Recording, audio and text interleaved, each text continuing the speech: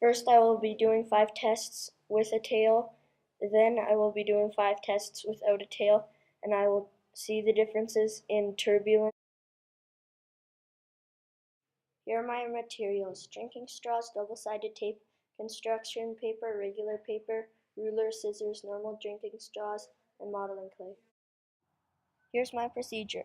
Launch glider with tail for control test. 2. Remove tail and launch again. Observe if turbulence increases or decreases.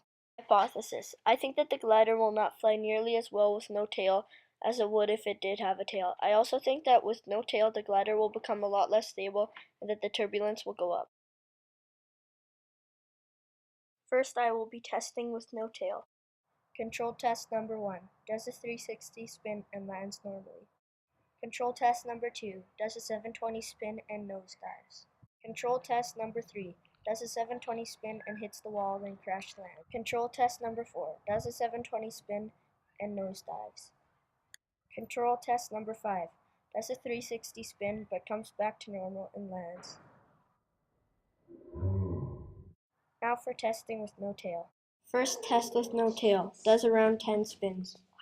Test number 2 with no tail. Does a 360 spin and crash lands. Test number 3 with no tail. Does a 720 spin and crash lands.